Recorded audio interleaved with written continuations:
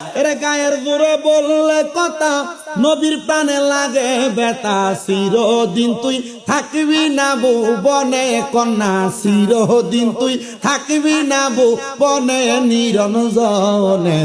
দিবে তোরে দোজকের আগুনে, বলেন দিবে তোরে গুনে নিরঞ্জনে, দিবে তোরে।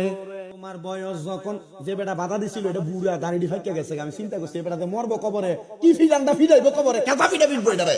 তোমার বয়স যখন পড়বে বাটি, সঙ্গী হবে বাঁশের লাঠি। কিছু কিছু কম শুনবি তুই কানে, হাই রে কিছু কিছু কম শুনবি তুই কানে।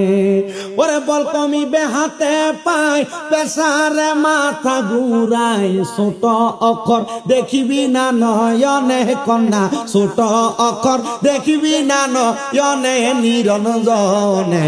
দিবে তোরে দোজকের আগুনে, বলেন দিবে তোরে নিরঞ্জনে, দিবে তোরে দোজক। এই জন্য নবীর শান শুনলা, নবীর আদব শুনলা, আমরা যারা শুননি বড় তাজিমের সাথে সুমা দেই, গুনাহ হইব। সুমা দিলে লাভ আছে, বেশি উপরে ক্লাস লাগবে না।